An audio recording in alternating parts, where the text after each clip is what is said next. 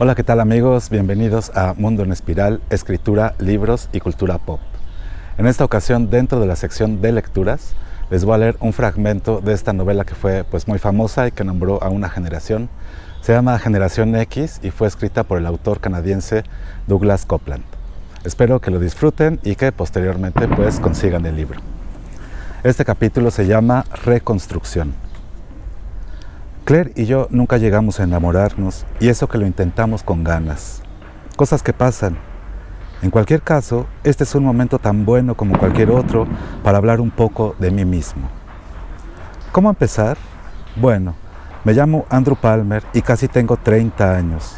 Estudio idiomas, mi especialidad es el japonés, procedo de una familia numerosa, más sobre el particular después, y nací con un cuerpo ectoplasmático, todo piel y huesos.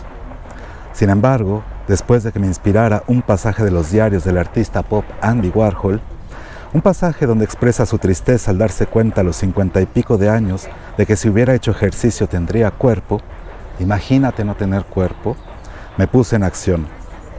Inicié un monótono régimen de ejercicio físico que convirtió mi tórax de pajarito en un tórax de pichón. En consecuencia, ahora tengo cuerpo, con lo que al menos me he quitado de delante un problema. Pero nunca me he enamorado, como ya dije, y ese sí es un problema. Al parecer, no llego a ser más que amigo de todas las personas. Lo que sinceramente me fastidia de verdad, me quiero enamorar, o por lo menos creo que quiero.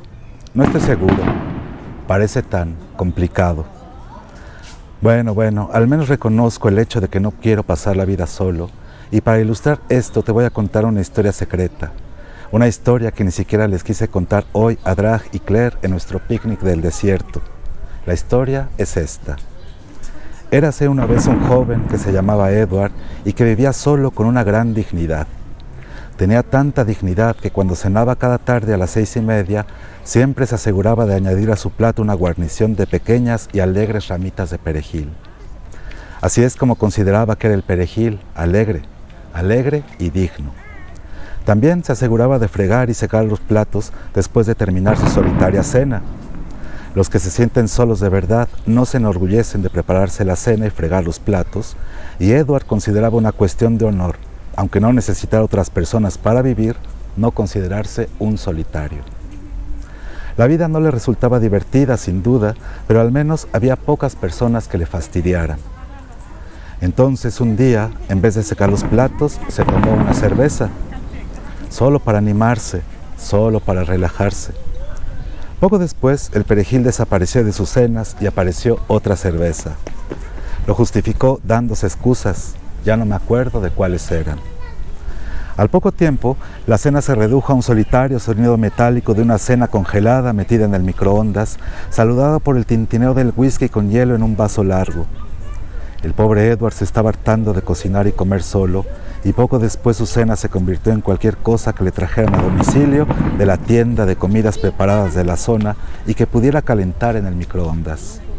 Por ejemplo, burritos de carne y judías, aderezados con aguardiente de cerezas polaco, cuyo sabor había aprendido a apreciar durante un largo y soñoliento verano, aunque lleno de entusiasmo, que había pasado trabajando en Enver Hoxha, la triste y desangelada librería comunista sin clientes. Pero incluso entonces Edward encontraba que cocinar y comer era un jaleo muy grande, y la cena terminó por convertirse en un vaso de leche mezclado con lo que pudiera encontrar de oferta en la tienda de bebidas de la zona. Empezó a olvidar lo que se sentía cuando se hacían deposiciones duras y fantaseó que tenía diamantes en los ojos. Pobre Edward, su vida parecía quedar fuera de control. Una noche, por ejemplo, se encontraba en una fiesta en Canadá, pero a la mañana siguiente se despertó en Estados Unidos, a 2 horas de distancia en coche, y no conseguía recordar cómo había conducido hasta casa o cruzado la frontera. Bueno, pues esto es lo que pensó Edward. Pensó que para ciertas cosas era un tipo listo. Había ido al colegio y conocía muchísimas palabras. Podía decirte que un sudario era un trozo de tela muy fino que se había usado para envolver la cara de Jesucristo, o que un ciclán era un cordero con un solo testículo. Palabras, palabras, palabras. Edward imaginó que estaba utilizando estas palabras para crear un mundo propio, una habitación mágica y hermosa en la que solo podía habitar él. una habitación de las proporciones de un cubo doble, según la definió el arquitecto británico Adam. A esta habitación solo se podía entrar por unas puertas pintadas de negro, forradas de cuero y crin para apagar el ruido que pudiera hacer al llamar el que quisiese entrar y posiblemente interrumpir la concentración de Edward. En esta habitación había pasado 10 interminables años. Extensas superficies de las paredes estaban cubiertas de estanterías de robles, rebosantes de libros, mapas enmarcados cubrían otras partes de las paredes que estaban pintadas de un color zafiro, como el de las piscinas muy hondas. Alfombras orientales de color azul imperial se extendían por el suelo y estaban salpicadas por los pelos de marfil del cariñoso y fiel Ludwig, el perro de aguas de Edward, que le seguía a todas partes. Ludwig escuchaba atentamente todas las incisivas observaciones de Edward sobre la vida que el hombre iba destilando sentado a su mesa de trabajo la mayor parte del día. En esta mesa también leía y fumaba en pipa mientras miraba por las ventanas que daban a un paisaje que siempre era el de una tarde lluviosa en Escocia. Los visitantes, por supuesto, tenían prohibido el acceso a esta habitación mágica y solo a una tal señora York le estaba permitido traerle la cena. Una abuela con el pelo recogido en un moño y vestida de tweed, semejante a otras muchas, que le traía a Edward su diario. ¿Qué cosa si no? Aguardiente de cerezas y, según fue pasando el tiempo, una botella de litro de Jack Daniels y un vaso de leche. Sí, la de Edward era una habitación refinada, en ocasiones tan refinada que solo le estaba permitido existir en blanco y negro, como una de esas habitaciones de las películas antiguas. ¿Qué? ¿No era elegante? Bueno, ¿qué pasó? Un día, Edward estaba subido a la escalera de la estantería buscando un viejo libro que quería releer, en un intento por quitarse de la cabeza la preocupación por el retraso de la señora York con la bebida cotidiana. Pero cuando se bajó de la escalera, pisó una cagada de su perro Ludwig y se enfadó mucho. Se dirigió a la chaise longue de raso detrás de la que estaba dormido Ludwig. «Ludwig», le gritó, «eres un perro muy malo». Pero Edward guardó silencio porque detrás del sofá Ludwig se había convertido, mágica e inesperadamente, créanme, del cariñoso y simpático perrito con un rabo que movía constantemente de alegría, en un tremendo Rottweiler sepia de encías negras que se lanzó al cuello de Edward y por muy poco no alcanza la yugular si no fuera porque éste se apartó aterrorizado. El nuevo Ludwig Cerbero se lanzó después a las espinillas de Edward con espuma en la boca, soltando ladridos desesperados como si se tratara de una docena de perros atropellados por los camiones en la autopista. Edward saltó epilépticamente a la escalera y llamó a gritos a la señora York, a la que por suerte acababa de distinguir por la ventana. Llevaba una peluca rubia y una bata de felpa y se metía de un salto en el coche deportivo rojo de un famoso tenista, renunciando al servicio de Edward para siempre. Tenía un aspecto estupendo, iluminada espectacularmente por un cielo abrasador y sin ozono, un cielo que sin duda no era el de otoño en Escocia. Bien, pobre Edward, estaba atrapado en la habitación y solo podía avanzar a un lado y a otro de las estanterías de libros subido a las escaleras de ruedas. A la escalera con ruedas. La vida en su habitación, en otro tiempo encantadora, se había vuelto tremendamente peligrosa. El termostato quedaba fuera de su alcance y el aire se hizo bochornoso y fétido, estilo Calcuta. Y claro, después de que se largara la señora York, también se quedó sin los cócteles que harían soportable la situación. Entretanto, ciempiés y tijeretas, dormidos desde hacía tiempo en la oscuridad de detrás de los libros de las estanterías más altas, fueron despertados por Edward, que cogía volúmenes para tirárselos a Ludwig, en un intento de mantener al monstruo a raya e impedir que llegara saltando hasta sus temblorosos pies. Los insectos se movían por las manos de Edward y los libros que tiraba Ludwig rebotaban sin hacer daño en el lomo del perro, provocando una lluvia de insectos color pimienta que caían sobre la alfombra y que Ludwig atrapaba con su larga lengua rosa. La situación de Edward era indudablemente extrema.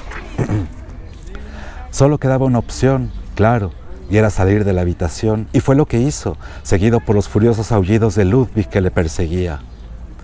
Edward abrió sin aliento las pesadas puertas de roble, con la lengua galvanizada por el sabor a hierro de la adrenalina, y de modo furioso, aunque triste, dejó su habitación en otro tiempo mágica por primera vez en lo que parecía que había sido toda una vida.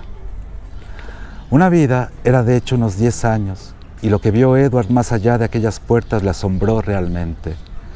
Durante todo el tiempo en el que se había mantenido secuestrado, dedicado a sus observaciones en la habitación, el resto de la humanidad había estado ocupado en construir otra cosa.